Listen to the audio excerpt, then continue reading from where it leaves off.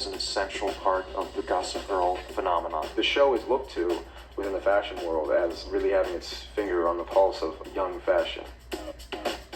We wanted fashion to be like a character in the show. In this world, your clothing represents your status. These girls definitely exist, and they definitely wear the best of the best. Fashion. I love fashion.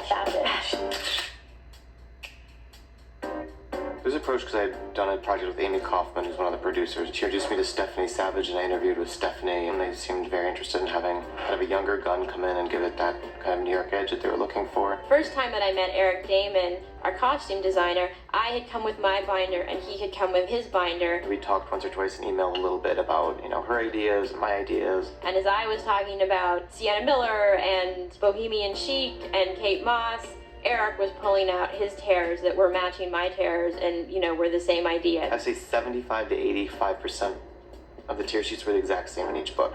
It was a great feeling. It was really quite thrilling when reading the pilot, thinking that, we can actually maybe get to do something very New York and kind of fashion forward. What we could do with the costumes and who these girls were going to be and who these boys were and what kind of world this is set in. Everybody has their own sense of style in the show. Even the boys have their own diverse style. Serena, Blair, even the guys wearing ridiculous, fabulous outfits is just absolutely central and fundamental to the books, fundamental to the TV show. Eric Damon does an amazing job of realizing that and making that real and concrete on a daily basis.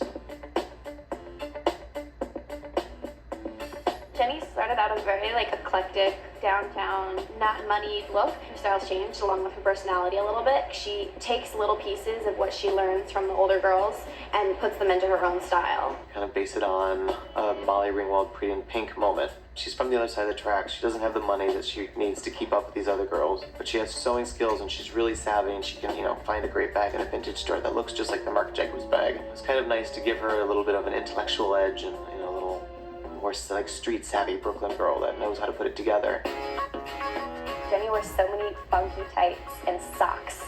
So it's a big thing is her socks and her tights. It's every wardrobe fitting with the uniform. We're what tights do I get to wear this time? She's colorful, bright oranges and bright pinks, and mix it up with browns. There's an earth tone kind of underset to it, but then it's coordinated with a bright pink coat or bright orange tights or, bright pink shoes with yellow platforms. At the beginning she was wearing lots of gummy bracelets and, candy bracelets and little cutesy necklaces, which made sense for who she was in the beginning, and now she's evolved into wearing a stack of gold bracelets with big navy sapphires in it. Really nice cameo necklaces, things that still kind of feel vintage and that things she could acquire but still is believable for who she is and what kind of monetary set she's from, but also is integrating her into becoming more of a gossip girl herself. Jenny started out with straight hair because it was a younger look, and now that she's stepping up and becoming more mature, we're doing more curls. I don't think a lot of people realize everything's really thought out, from the outfits to the jewelry to the hair to even how much eyeliner someone has on. She's trying to look more mature and a little more sophisticated, but I do think with Jenny, she still has a little bit of originality. You can sort of match it to whatever you're wearing or what the event is, and that's what's fun. That's when you really get to play. Nate Archibald is our all-American, yacht-loving, waspy, East Coast, beautiful boy. In the beginning was the counterpart to Blair. Nate's stuff is, more classic. I like wearing the suit. I like his uniform. It's a little bit more, loose, loose tie, undone, untucked, kind of floppy mop hair. A lot of blues. Almost everything's blue. I like that, Feed off a lot of the character aspects in the books. I think it was important for us to translate that into who the characters were and try to bring that into the script as much as possible, be it through storylines or through costumes. The whole concept about Nate in the books too is he's big on yachting. It's a whole thing. So we want to do a whole yachting kind of nautical theme. They're kind of Ralph Lauren, a little Abercrombie just to keep it young and sexy, but also kind of in the high end J. Press, Brooks Brothers, all the kind of old Kennedy suits and that kind of feel. But we also kind of went at the idea that maybe his mom was buying him his clothes and they were just all the best of the best, and that he didn't really care about. He wears everything very kind of rumpled and lived in. You can never see Nate in a perfectly pressed shirt. Nate has a Laura Piano $500 dress shirt but doesn't really care about it. He just has this kind of navy blue and light blue palette that we work with, kind of feeding off the nautical theme but also feeding off of Chase's beautiful eyes. Saying different kind of blues, really, his eyes just go crazy on it. It's great for camera and it's great for the viewers at home.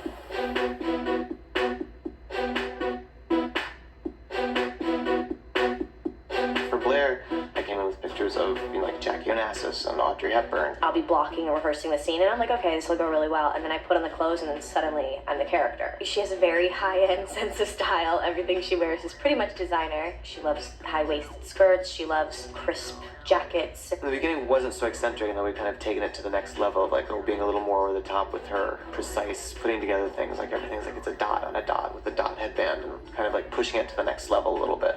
The best way to describe it is that she's appropriate. If she's going to sushi dinner, she dresses exactly like you're supposed to. If she's going to a wedding, that's exactly how she would dress. You know, it's like, it just always makes sense. Blair has her ruby heart-shaped ring that she wears all the time. It's kind of like her signature piece. It's really beautiful. It was, kind of sweet and endearing. It was a beautiful ruby, had a great red to it. She also does lots of pearls. She does like lots of little, like very ladies who lunch, but in a contemporary way. She like wear big oversized pearls, or like big oversized pearl earrings. We have these great bracelets from this designer called Dita that's like orange snakeskin with little pearls into them and a gold chain. Like to keep it very contemporary so it doesn't get old and stodgy. Blair has her signature headband. We imagine it sort of as like her crown. It's her little tiara that she puts on every morning. I am the queen, therefore I must mark my queenness with my little headband. Her followers also don their headbands as a way to show allegiance to her. She is almost like a modern day Audrey Hepburn Breakfast at Tiffany's. Very polished. Blair's makeup is very well put together. It's not very often that you'll see her without it.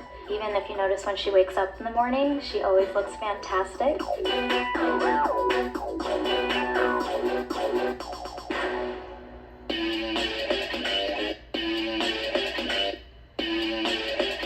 Chuck is our urban dandy, I like to call him. The palette is kind of all over the place. We can go from navies, and we can go from pinks, and we can go from Kelly greens, and as long as it's sharp, pulled together, and looks amazing, he can wear it. Chuck's style is at times eccentric, at times classic. He's not scared of a bit of colour. He's never bland, and it's totally reflective of his personality. There really is a guy in New York who's wearing a carnation in his lapel, who would wear a bowler hat, who would wear a white suit or a red suit, or pay a lot of attention to what kind of shoes he was wearing. He was kind of our editorial answer to what the male Upper East Side boy is. A little bit of an urban edge, keeping track with lots of like really great cutting edge sneakers, like the brand new Nike that just got shipped from Japan, that only he has a pair of them. And of course his signature scarf, which has become its own kind of entity in itself. The patchwork scarf comes from the book too. We talk about the scarf and how it's his signature thing. It was a whole process of like finding what this scarf was. We went through so many scarves. And I was just out shopping one day at this men's store called J Press. And I just saw this random scarf that was like made of all these leftover tie pieces. It was just a patchwork of like the most beautiful tie silks. I was like, that's the scarf. So we got the scarf approved, we got the scarf on TV, and all of a sudden someone leaked that it came from the store, and the stores sold out of them in a week.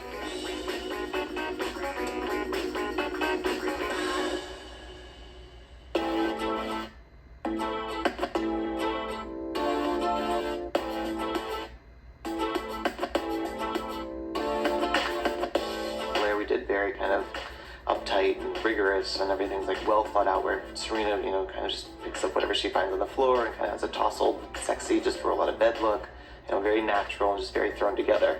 Had all these beautiful designer clothes, but she would wear them with her old jeans and her great boots and her slouchy cap and look amazing. Which sounds really easy, but when you're trying to put the outfits together to make it look like it's just tossed and thrown together is really a very difficult challenge. I love Serena's sense of style so much. It's a fine attention to detail, the pieces that she has. She has such interesting pieces, but it's all thrown together in such a unique way that it just looks effortless, kind of windswept. Blake already had that kind of thing to her, she just was like very relaxed and very natural, and just had kind of this innate sensibility to her that kind of really lent itself to becoming Serena, I think. There's a great designer named Gemma Redux. She'll take a copper chain and a white gold chain, a pink gold chain, and a black gold chain, and like braid them all together and make these kind of very heavy, like drippy, kind of sensual necklaces that are just like pieces of chain that are all linked together. This is a Gemma Redux necklace, which I love. She's one of my favorite necklace designers that we have here on the show. There's a designer that I actually discovered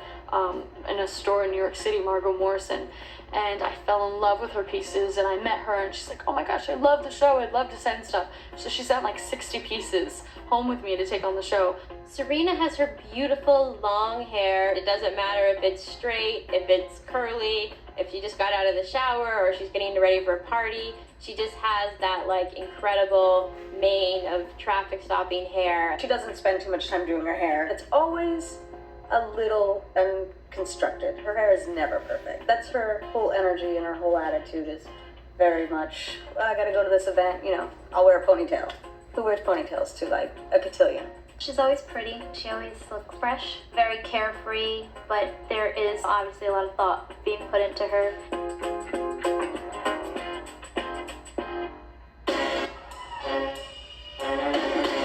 Dan, I call him our existential poet from Williamsburg.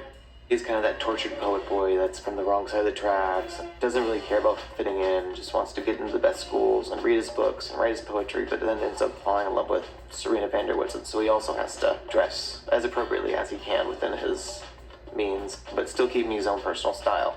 He has a great military coat that's kind of like his signature piece he wears all the time to school, has one bag. And then we just get into really great kind of vintage feeling, 60s kind of French New Wave kind of feeling with him, really great beat up dress shoes and little skinny ties and vests. And keep it kind of dressed up because, we don't want him to just look some schlocky Williamsburg guy. Dan's style greatly benefits from Eric being our costume designer, because otherwise he'd probably be in khakis and Doc Martens or something and collared shirts, because he's the awkward kid from Brooklyn. Eric has given him this amazing, he wears skinny jeans, a lot of button downs with the sleeves rolled up and cardigans over it, nice jackets. He got great shoes, nice Italian loafers. These shoes here are incredible. These are some Italian, and we've got soundproofing on the bottom of them. They're on another show, the same character would not at all have the same flair. We're very lucky to have him. He already, before the show, was very ahead of the trends, and now he's able to set them even more firmly. So I'll give you a specific instance. There's a boot that Blake wore in an episode. It's these knee-high sort of, I think, suede. It's a $50 boot, which, relatively speaking on the show, it's a cheap item. And next day, I think, across the country, in every store, they were sold out. Now, too, a lot of designers are just sending us things. We're so happy to be a part of the show and to participate. It also allows us to have access to things that we couldn't purchase. She was also very helpful in trying to take this kind of heightened reality and fashion to the next place.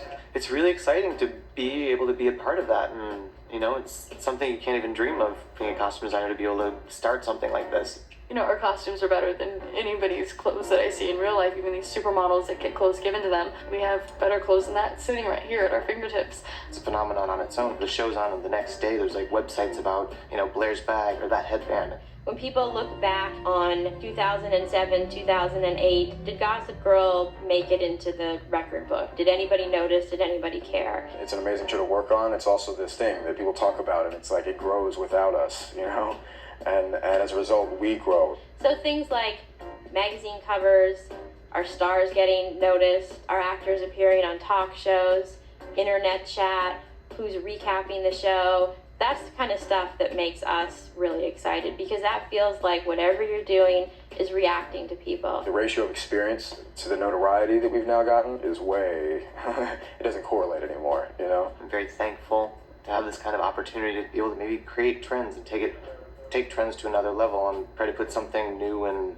different on television for a younger set. And I thank Stephanie and Josh and my lucky stars every day. I love it, really do, and wouldn't trade it for the world.